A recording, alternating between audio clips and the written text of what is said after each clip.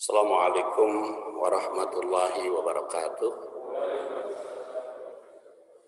Alhamdulillah wassalatu wassalamu ala Rasulillah wa ala alihi wa sahbihi wa mawala. Amma ba'du fa ya ibadallah usikum wa iyaya bitaqwallah fa innal jannata uiddat liman ittaqah. Jamaah rahimakumullah, pagi ini kita akan lanjutkan tadabbur surat Al-Hujurat, insyaallah ayat ke-12. Dan metode tadabbur sudah diresmikan bulan Ramadan 1422, yaitu dengan 7 tak, yaitu tartibul ayat, tarjamah, kemudian tarikh, lalu tanasubul ayat, takwil, tatbiq. Jadi tujuh tak. Insyaallah akan kita lanjutkan program ini. A'udzu billahi minasyaitonir rajim. Ya ayyuhalladzina amanu jatanibu katsiran minadh dhanni inna ba'dad dhanni ismun wala tajassasu wala yaktab ba'dukum ba'da ayuhibbu ahadukum ayyakula lahma akhihi maita fakarihtumu wattaqullah innallaha tawwabur rahim. Tartibul ayat surat Al-Hujurat ayat 12. Ya ayyuhalladzina amanu, wahai orang yang beriman,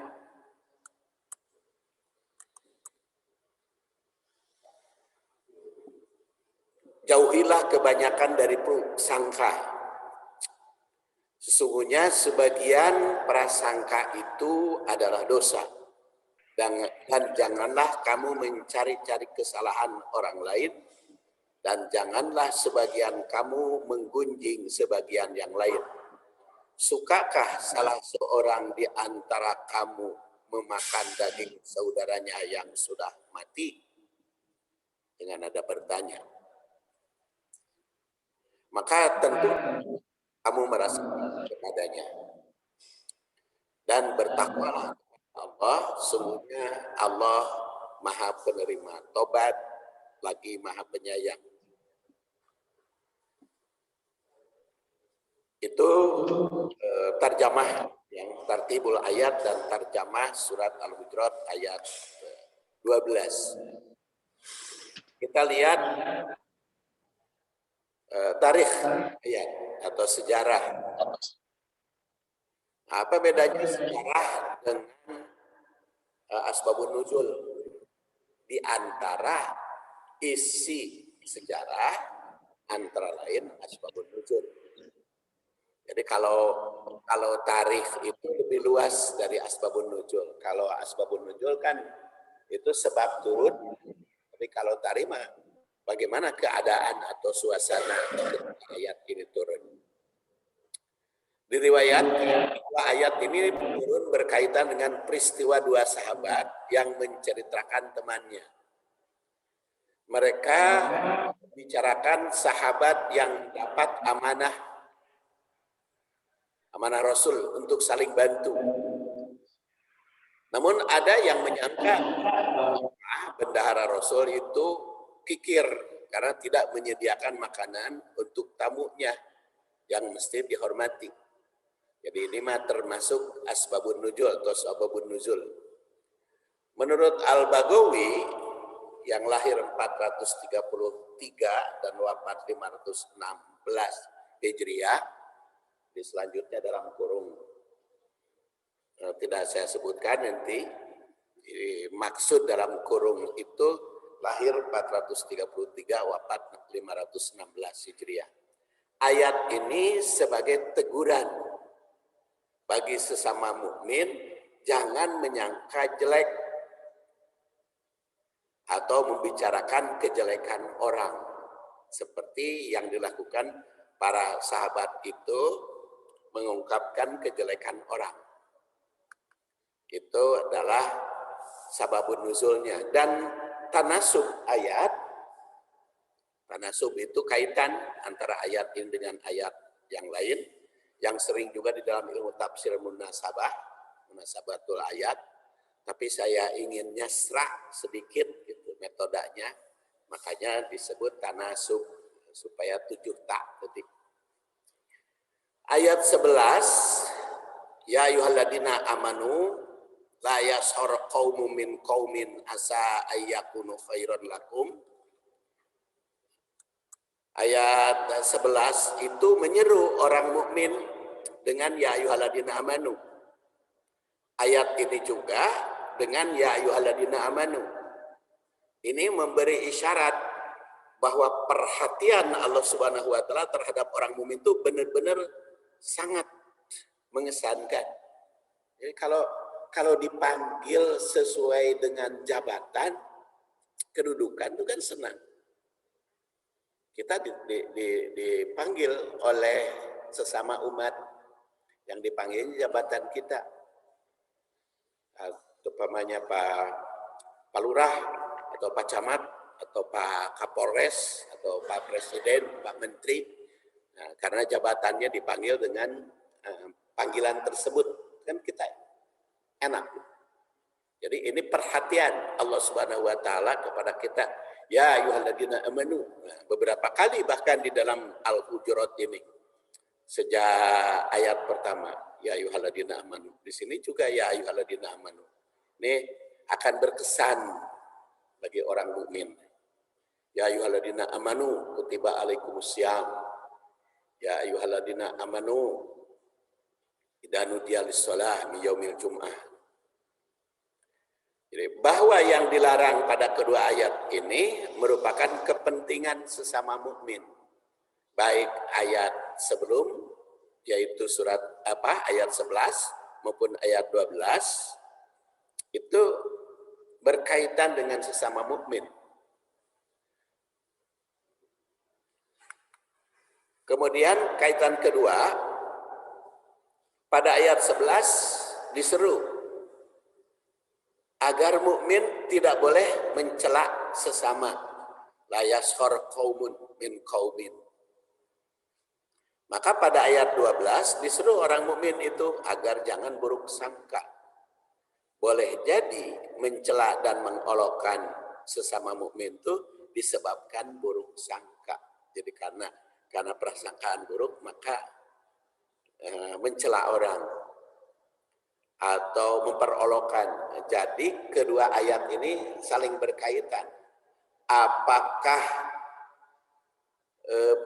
bermakna ayat 11 itu dilatar belakangi oleh ayat 12 atau ayat 12 dilatar belakangi oleh ayat 11. Namanya juga tanasub, ya. Kaitan ayatnya dengan ayat sebelumnya. Kaitan yang ketiga, pada ayat 11 mukmin dilarang memberi julukan jelek dan mencela. Karena di situ dikatakan wala tanabazu bil alqab bisalil ismul fusuq ba'dal iman. Jangan memanggil sesama mukmin dengan lakob-lakob yang tidak mereka senangi. Dengan lakob atau istilah atau julukan yang tidak mereka senangi.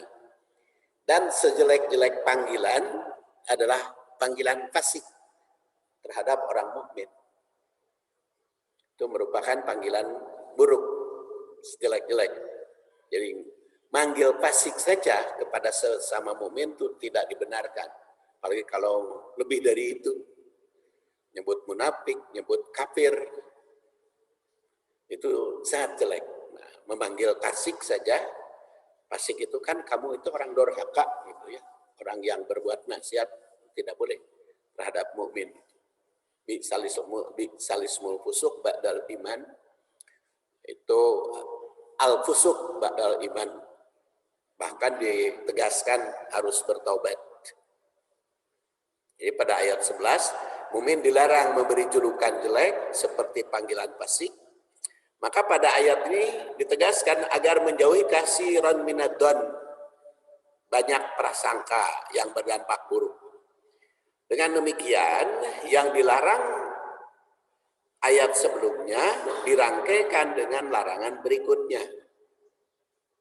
Oleh karena itu, dalam pergaulan sesama mukmin agar mewaspadai segala ucap, sikap, dan tindakan yang berdampak negatif pada sesama mukmin. Kaitan yang keempat, jika pada ayat sebelumnya, ayat 11 menjelaskan orang yang di depannya, maka pada ayat ini dilarang menjelekan orang yang di belakang atau tanpa sepengetahuan yang dijelekan. Karena termasuk ghibah. Jadi kalau ayat sebelumnya kan di depan orang, yashor qaumun min qaumin ayakuna khairun minhum. Begitu juga wanita. Wala talmizu itu kan bisa berhadapan. Tapi kalau pada ayat 12 ini di belakang karena menjelekan orang. Dengan demikian menjelekan orang itu dilarang.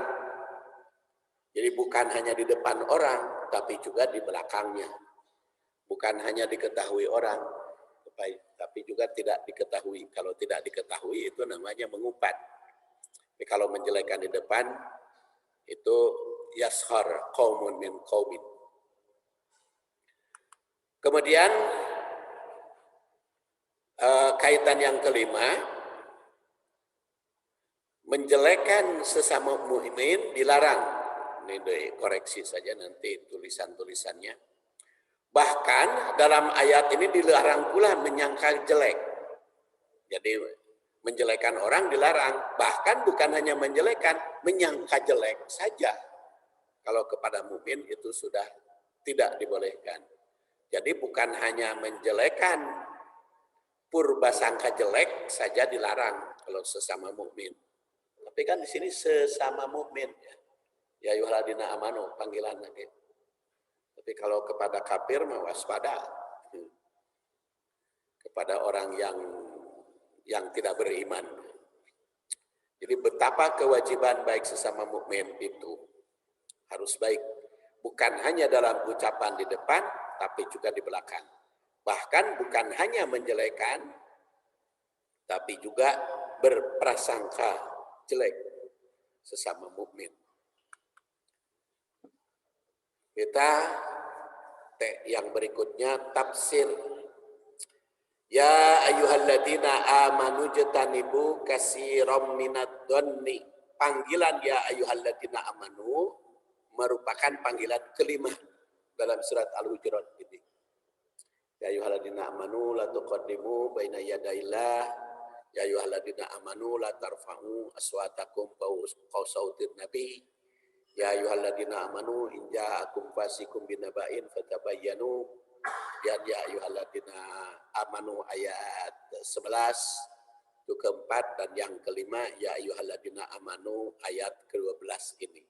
Jadi panggilan ya ayyuhalladzina amanu sudah kelima di dalam surat Al-Hujurat. Dengan demikian satu sama lain masih berkaitan dengan etika atau tata krama hidup yang mesti dijalankan orang mukmin. Jadi kan tata krama bagi orang mukmin bukan hanya kepada Allah, tapi juga kepada makhluk, kepada sesama manusia. Yang sering kita tidak seimbang antara hubungan baik dengan Allah secara ritual dan hubungan baik sesama manusia secara sosial. Biasanya ada yang lebih konsentrasi urusan ibadah kepada Allah secara ta'abudi. Ada juga yang lebih konsentrasi urusan sosial. Nah, tapi dalam surat Al-Hujurat ini memberikan bimbingan keseimbangan ritual dan sosial itu. Bahkan di dalam khutbah Id saya kemarin itu saya sampaikan pendusta agama. Ara'aital ladzi yukadzibu biddin, tentang pendusta agama, dan YouTube-nya saya kirimkan ke Darussalam. Itu ternyata digambarkan pendusta agama itu ada yang mendustai kepada Allah, ada yang mendustai kepada sesama manusia. Mendustai kepada Allahnya antara lain fawailul lil musallin alladzina hum yura'un, dan yang jelek kepada sesama manusia antara lain dzalika yadul yatim wala yahudu ala tu'amil miskin dan wayamnaunal ma'un. Jadi di situ kan fawailul lil musallin alladzina hum yura'un alladzina hum ala salatihim sahun walladzina hum yura'un. Tiga jeleknya kepada Allah salatnya, kemudian 3 kepada sesama mukmin, itu seimbang. Jadi walaupun kita sering merasa bangga dengan baik kepada Allah, tapi belum dianggap mukmin kalau jelek kepada sesama manusia. Bahkan Rasul itu mengatakan la yu'min, wallah la yu'min, wallah la yu'min, sampai 3 kali kan Rasul itu bersumpah, wallah tidak termasuk mukmin, wallah tidak termasuk mukmin, 3 kali. Sahabat itu bertanya kepada Rasulullah, ya Rasulullah, siapa itu yang tidak termasuk mukmin? Eta orang hidup bertetangga sehingga tetangga itu merasa resah, tidak enak, merasa terancam orang itu. Sampai la yu'min. Itu kan urusan ketetanggaan. La yu'min. Eta tetanggana masih tidak tentram gara-gara orang itu. Pika keheuleuh tetangga sampai disebut. La yu'min. Kemudian Ibnu Jarir At-Tabari menegaskan bahwa panggilan ayat ini menyeru orang yang beriman, yang membenarkan Allah Subhanahu wa taala dan Rasul-Nya, agar jangan mendekati sangkaan buruk pada sesama mukmin. Itu Ibnu Jarir At-Tabari yang sering disebut guru besar tafsir, ya. Ijtanibu di sini berarti jauhi. Ijtanibu, jauhi olehmu. Artinya jangan mendekat pada sangkaan buruk. Ditegaskan kalimat berikutnya, ijtanibu kasirom minad dhanni, jauhilah oleh kalian banyak prasangka. Jadi kasiran, banyak. Perkataan kasir, kebanyakan atau terlalu banyak, jadi bukan semua, tapi terlalu banyak. Kemudian minad don, min itu pakai min itu kan sering diterjemahkan litab'id itu sebagian. Di sini pertama kasiran, banyak buruk sangkanya, kedua minadon. Jadi artinya bukan berarti semua, bukan berarti semua prasangka itu jelek, tapi yang dilarang ini kebanyakan buruk sangka.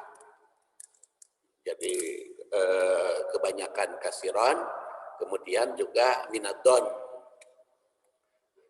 Menurut Ibnu Katsir, ini ulama abad ke-8 ya, 701. Allah Subhanahu wa taala itu menyeru hambanya yang mukmin agar jangan mendekati buruk sangka,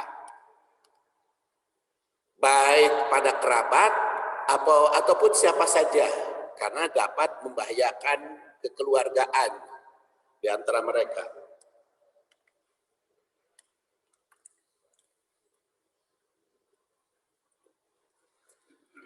Yang diperintahkan di sini ada jauh dari buruk sangka atau menyangka buruk. Makanya jauhi olehmu ada banyak buruk sangka.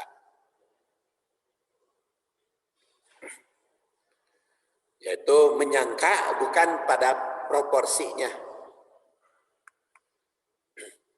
Umar bin Khattab menyatakan bahwa seorang mukmin tidak menyangka pada sesamanya selain yang baik-baik. Ya, kalau sesama mukmin tidak menyangka selain yang baik-baik. Prasangka yang dilarang di sini adalah sangkaan buruk sesama mukmin. Demikian kata Ibnu Abbas. Dan Abu Ya'la dalam Al-Jauzi atau Ibnul Jauzi berpendapat bahwa dalam ayat ini melarang semua prasangka, ya, tapi tidak semua dilarang, tapi ada larangannya. Jadi prasangka itu oleh beliau disimpulkan oleh Abu Ya'la yang dikutip oleh Ibnu Jauzi. Yang pertama adalah mahdur, yaitu yang dilarang keras, yang hukumnya haram. Kedua, wa ma'mur bih, tapi ada yang diperintah untuk sangkaan buruk. Yang ketiga, mubah, yang boleh. Yang keempat, mandub, sunnah. Ini tentu pendekatan fikih ya. Kalau pendekatan fikih maka ahkamul khamsah, hukum 5. Nah, prasangka di sini adalah yang dilarang. Dan memang di dalam Al-Quran juga dikatakan wa yu'adzibul munafiqin wal munafiqat wal musyrikin wal musyrikat ad-dhannina billah dhannasaw. Allah menyiksa orang munafik baik laki-laki maupun perempuan, musyrik baik laki maupun perempuan, karena mereka menyangka buruk terhadap Allah dhannasaw. Nah, ini yang haram, menyangka buruk kepada Allah Subhanahu wa taala. Dhannasaw alaihim dairah. Dan wa ghadiballah, Allah itu murka terhadap mereka dan mengutuk serta mengancam wa'adda lahum jahannam saat masirah. Berdasar ayat ini orang munafik dan musyrik akan mendapat siksa diakibatkan oleh buruk sangka kepada Allah. Maka ini adalah yang hukumnya haram, buruk sangka kepada Allah. Suudon. Demikian pula suudon kepada sesama manusia yang mukmin. Nah, baik sangka kepada Allah Subhanahu wa taala itu merupakan kewajiban. Allah Subhanahu wa taala menjanjikan akan mengikuti prasangka hamba. Yaqulullah ta'ala, Allah berfirman, jadi ini hadis qudsi, ana inda dhanni abdi, aku berada pada prasangka hambaku bi, wa ana ma'ahu, dan aku bersamanya idza dzakaroni, apabila dia ingat kepadaku. Fa in dzakaroni fi nafsi dzakartuhu fi nafsi, apabila dia ingat kepadaku di dalam hatinya, dalam dirinya, aku juga ingat kepadanya dalam diriku. Wa in dzakaroni fi mala'in dzakartuhu fi mala'in khairin minhum. Kalau kita menyangka buruk kepada Allah, Allah pun akan buruk kepada kita. Kalau kita menyangka baik kepada Allah, Allah juga akan baik pada kita. Makanya jangan buruk sangka. Termasuk juga dalam doa. Doa kan kadang-kadang kita buruk. Kenapa Allah teh? Ngabul-ngabulkeun. Padahal itu kan yang kata Rasulullah SAW, di antara syarat doa dikabul, pertama jangan qati rahim, jangan memutus silaturahim. Yang kedua, istijal. Apa itu istijal? Sahabat bertanya, ya Rasulullah, istijal itu orang berdoa mengatakan, aku terus-menerus berdoa kepada Allah, tapi can dikabulkan wae. Nah itu teh istijal, dijamin mau dikabul. Jadi kan doa itu ada yang dikabul, ada yang tidak kan. Nah, yang pertama qati urahim, foto apa? Doa untuk memutuskan silaturahim. Yang suami istri didoakan supaya bercerai, putus silaturahim, supaya bermusuhan. Yang kedua adalah isti'jal. Jadi ada itu doa yang ditolak. Kalau tidak salah dulu pernah saya bahas contoh-contoh doa yang ditolak oleh Allah. Contoh-contoh doa. Dan makanya jangan buruk sangka kepada Allah. Kalau ternyata merasa belum dikabul, itu harus yakin. Mungkin itu diganti dengan yang lebih baik. Kedua, mungkin kalau dikabul bahaya bagi kita. Mungkin dikabulnya di akhirat kelak. Jadi sebagai tabungan ibadah. Jadi makanya kan kalau memasukkan anak ke sekolah kan suka maksa, ya Allah. Pun anak teh supaya diterima kan belum tentu baik di sekolah tersebut. Melamar kerja kan belum tentu baik. Kerja di tempat itu orang lain baik kerja itu bagi anak kita. Jadi kalau yang tidak ada jaminan baiknya, istikharah kepada Allah Subhanahu wa taala seperti jodoh. Ya, makanya kan dalam doa pernikahan kan barakallahu laka wa baraka alaika. Fajama'a bainakuma bi khairin. Tidak ada itu doa supaya kamu punya anak. Kan kita mah suka mudah-mudahan sing pakotrek itu sing boga anak ya belum tentu bagus bagi dia. Ayo dia anak itu dievaluasi. Kumaha? Geus hamil can, geus hamil stres itu anak itu. Tanya. Saya pernah nanya kepada anak saya apa yang bikin tidak enak di dalam keluarga. Eta Pak, kemun patepang ditanya, geus boga anak encan teh jerih hate. karena anak saya kan nikahnya sudah 17 tahun, anak yang ketiga itu. Sampai sedang ceramah ada yang komentar kan, Pak Ustadz kan katanya bolak-balik umroh kan punya tempat terkabul. Kunaon atuh can boga anak bae. Aduh itu teh nyeri hate. Nyeri hate.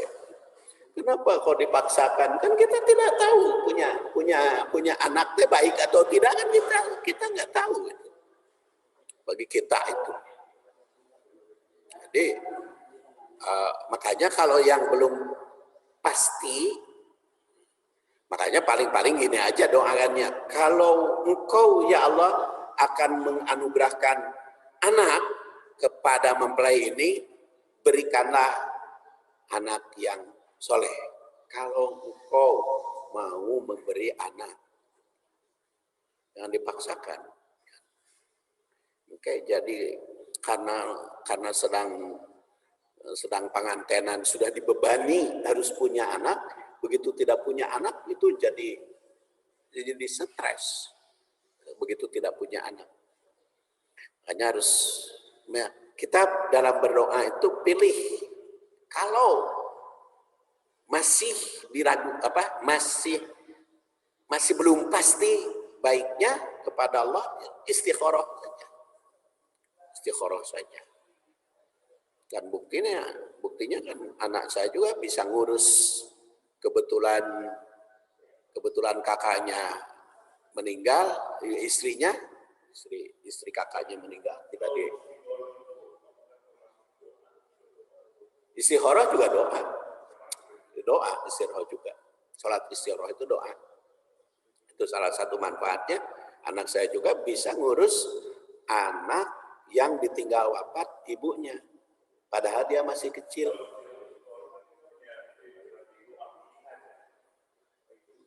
Pilihannya kepada Allah. Iya. Jadi Allahumma inni astakhiruka. Minta pilihan kepadamu.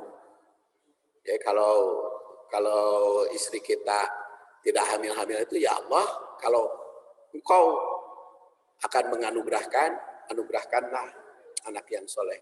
Kalau tidak ya nggak apa-apa, serahkan aja. Jadi nanti kita tidak stres baik punya anak ataupun tidak punya anak. Sama juga mau memasukkan anak kita ke sekolah. Ya Allah, kalau sekolah ini baik bagi anak saya, luluskan testingnya atau diterimalah. Kalau tidak baik, tolong pilihkan yang baik. Pekerjaan juga begitu. So kadang-kadang kita menyangka baik terhadap pekerjaan itu, ternyata ketika dialami tidak baik. Begitu juga jodoh. Sangkaannya saya juga pernah menyangka baik dulu itu. Walaupun istri saya itu membantah. Istri saya membantah jodoh anak saya. Tetapi karena saya menilai ini tidak bisa dipisahkan. Jadi di lelemu itu istri saya sudah setuju. Akhirnya istri saya itu setuju. Karena oleh saya dibina terus. Tahu-tahu kan sudah 15 tahun cerai anak saya. Itu kan ada kejelekan. Ternyata setelah 4 tahun bercerai, punya jodoh lagi. makanya jodoh yang berikutnya bagi anak saya, ibu aja yang milih, yang setuju. Saya kapok. Dihujat oleh istri, saya bilang saya kapok urusan ibunya aja. Jadi ketika ada yang melamar itu, oh urusan jodoh ke ibu, katanya. Kalau ibu setuju, saya oke. Kalau ibu tidak setuju, saya tidak ikuti. Jadi kadang-kadang begitu. Perjodohan juga. Kita nyangka baik, ternyata bercerainya sudah 15 tahun malah. Ketemu lagi dengan jodohnya yang berbeda lagi gitu. Makanya harus pandai-pandai memilih mana yang sudah baik. Kecuali kalau ampunan Allah itu mah kudu maksa we ka Allah. Atau pahala surga itu maksa we ka Allah. Karena di sini dikatakan wa in dakaroni fi nafsihi dakartuhu fi nafsi. Bahkan di sini wa in taqarraba ilayya bisyibrin taqarrabtu ilaihi dira. Kalau mendekatiku taqarrub dengan sibr 1 jengkal, aku akan mendekatinya 1 hasta. Wa in taqarraba ilayya dira'an taqarrabtu ilaihi ba'an. Apabila mendekati 1 hasta, maka sedepak. Dan apabila mendekatiku jalan, aku lari. Jadi artinya semakin mendekatkan diri kepada Allah, Allah akan semakin dekat pada kita. Semakin kita jauh dari Allah, Allah juga akan jauh. Hadis ini memberikan gambaran bahwa prasangka manusia pada Allah Subhanahu wa taala itu berpengaruh pada sikap Allah terhadap kita. Oleh karena itu setiap mukmin mesti bersangka baik pada Allah agar dia juga baik padanya. Bahkan dalam usaha mengingatnya pun akan memberi balasan yang lebih baik. Jika mendekatnya, maka dia akan lebih dekat. Dan jika menjauhinya, akan jauh. Sikap dan tindakan Allah Subhanahu wa taala itu akan berpengaruh oleh sikap hamba. Oleh karena itu husnudzon itu mesti jaga, baik pada Allah maupun pada sesama mukmin. Prasangka buruk yang diperintah adalah waspada, karena tadi kan kata Abu Ya'la Kutib Al-Jauzi ada juga prasangka buruk yang diperintah, yaitu orang yang senantiasa berbuat jahat.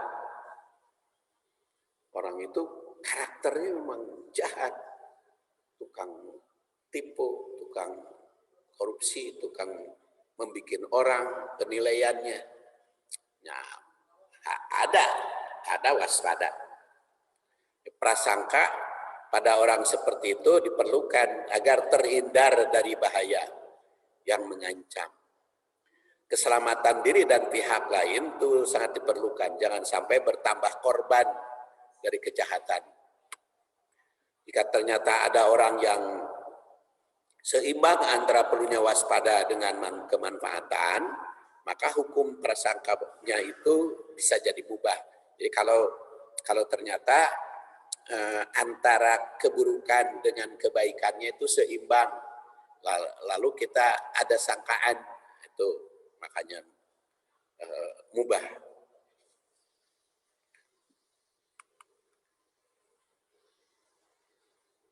Dengan demikian, antara husnudon dan suudon sangat berkaitan dengan sesama manusia, serta situasi dan kondisi. Setiap mukmin akan memiliki pertimbangan yang matang dalam sikap dan pergaulan. Prasangka baik terhadap sesama mukmin sangat dianjurkan. Kita ketahui bahwa persepsi seseorang itu akan berpengaruh pada energi yang dipancarkan. Jadi persepsi kita terhadap orang berpengaruh kepada energi yang dipancarkan. Jadi sikapnya atau tatapan muka, depan mata.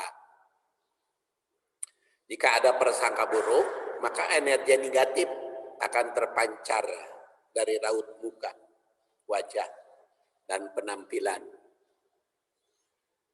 Makanya kata Imam Ghazali itu dalam Ihya Ulumuddin, dalam diri manusia ada rotubah, ada haroroh.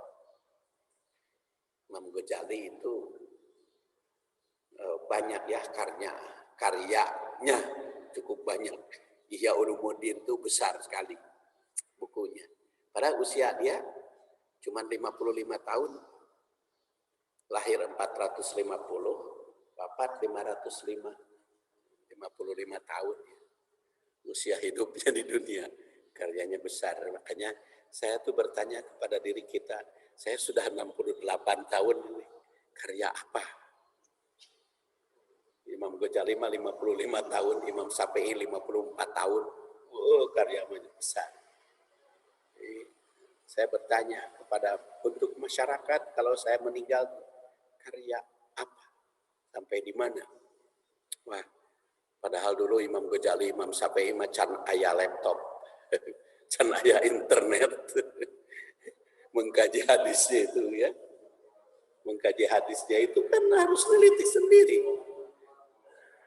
Imam Syafi'i, Imam Ghazali itu, ya Imam Syafi'i abad ke-2 kan, 150 lahirnya, wafat abad ke-3, 204. Imam Ghazali itu abad ke-5, 450,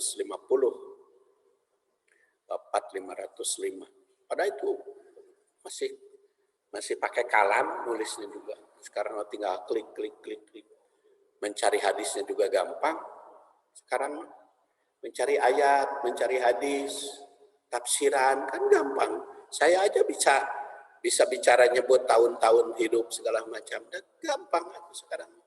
Tinggal klik aja. Imam ingin tahu umurnya, terus Al-Ghazali tulis lahir, wafat, kan di situ ada Masehi, ada Hijriah.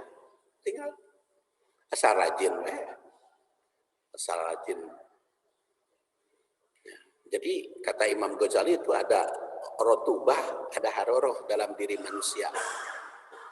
Ada yang bikin panas, ada yang bikin dingin. Jika persangka baik dalam hati, maka muncul kan harorohnya kehel gitu.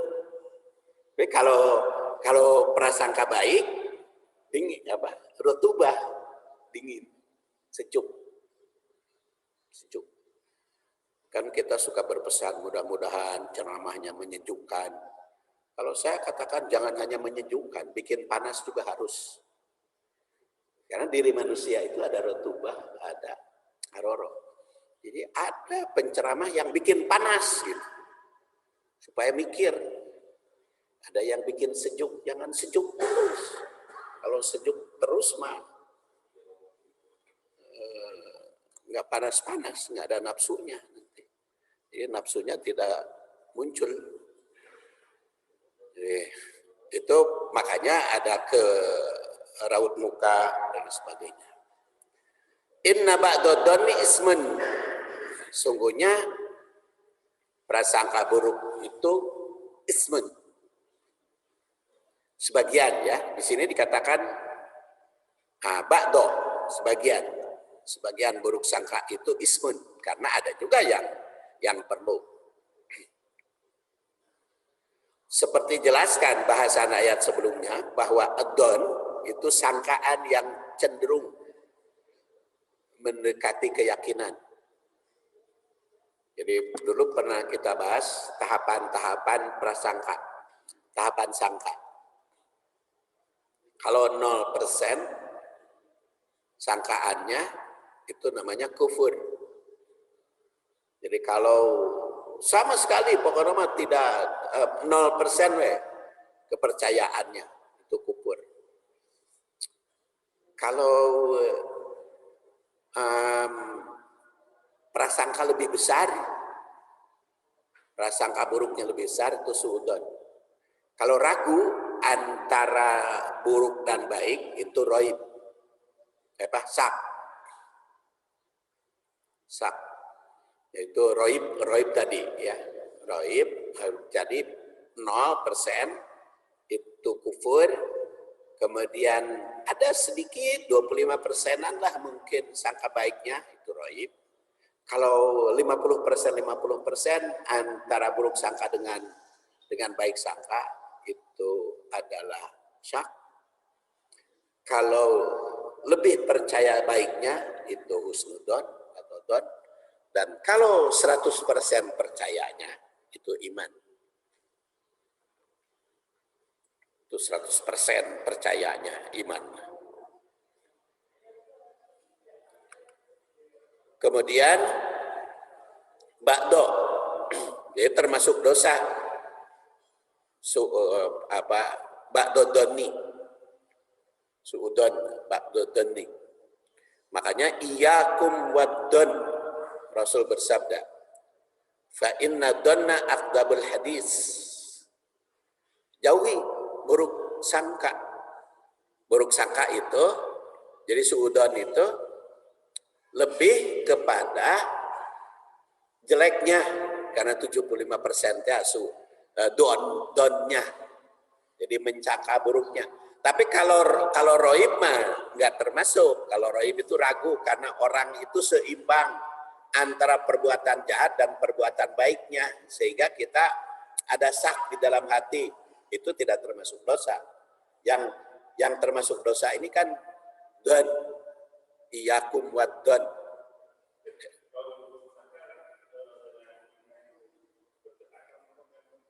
Kalau fitnah mah sudah ada tindakan. Tapi kalau buruk sangka kan tidak ada tindakan, cuman di hati. Ya, kalau suudon mah belum ada tindakan apa-apa, cuman di hati saja dia kecenderungan menyangka jelek. Kalau fitnah mah ada tindakan menjelekan. Sudah disampaikan kepada orang. Itu fitnah dalam arti bahasa kita. Bahasa Indonesia. Kalau fitnah dalam bahasa Arab lebih luas lagi kan. Lebih luas lagi. Itu namanya kalau dalam bahasa Arab buhtan. Buhtan itu mengungkapkan kejelekan padahal tidak nyata. Buhtan. Nah, don ini akdabul hadis. Wala tajassasu, wala tahassasu, wala tabaghadu. Hanya jangan cari-cari bukti kesalahan orang, jangan cari kelemahan orang, jangan saling memarahi. Wa kunu ikhwana, jadilah ikhwan. Ya salah satu buktinya la yahtubur rajulu ala khitbati akhihi hatta yankiha aw yatruk. Contohnya salah seorang jangan mengkhitbah, meminang wanita yang sudah diminang orang lain. Itu salah satu contoh tindakan yang kecil. Buruk sangka dalam hadis ini dinilai sebagai kebohongan besar. Karena pada dasarnya sudah menuduh orang jelek. Walau belum tentu. Dan bohong di sini tidak dalam ucapan verbal, tapi dalam hati. Buruk sangka itu masih di hati.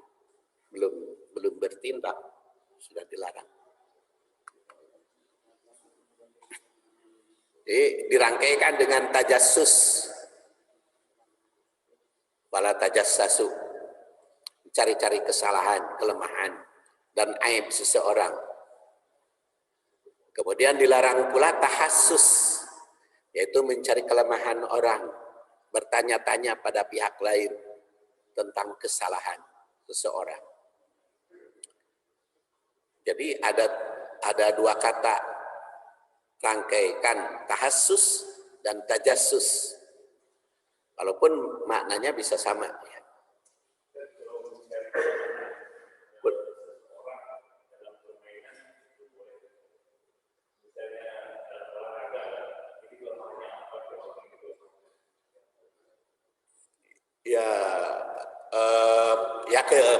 Mencari-cari kelemahan dalam permainan nyadu kata etama untuk mencari-cari kelemahan. Kalau Persija itu kelemahannya di mana supaya bisa mengalahkan ya, pertandingan. Mungkin dalam pertandingannya kemana gitu, pertandingannya kemana. Tapi ada juga. Tapi kan ada mencari-cari kesalahan dibolehkan, yaitu aparat hukum. Jaksa penuntut umum teh gawenya cari-cari kesalahan. Etawa tugas lain lagi. Jadi penuntut umum mah cari-cari kesalahan. Makanya harus ada pembela yang mencari-cari keunggulannya. Baru itu pengadilan bisa jalan kan dalam hukum. Jadi kalau polisi makan nyangka buruk dulu kan. Kalau polisi itu kan lihat orang tuh buruk kena kan.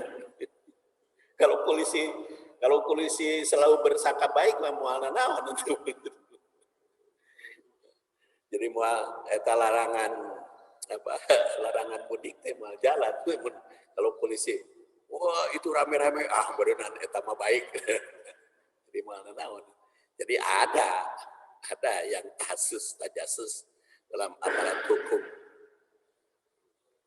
Kemudian terkadang maknanya ya sebaliknya ya dengan istilah berbeda.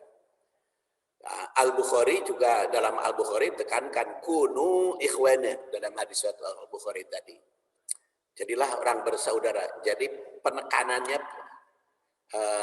persaudaraan itu. Ini memberikan gambaran bahwa salah satu faktor yang menimbulkan retaknya persaudaraan itu tahassus, tajassus, mencari bukti aib, mencari-cari kesalahan atau kelemahan, menebar kebencian. Kan cari-cari kelemahan bisa menimbulkan kebencian kan? Kenapa orang Bandung itu benci Persija? Dan orang Jakarta benci Persib.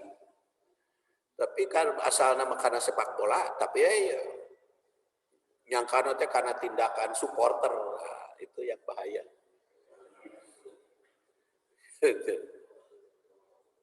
Ini kan jadi permusuhan akhirnya. Permusuhan. Karena diistilahkan musuh kabuyutan ya. Menebar kebencian. Dan buruk sangka, bahkan di sini contohnya memina. Kayaknya tidak tamat ini kajian makalah ini Kabujang jam 6 kurang 5 menit. Saya kira bersambung saja ya bahasannya. Karena memang kajian tadabbur surat Al-Hujurat ayat 12 ini sebanyak 16 halaman. Baru berapa halaman kita sudah habis waktu.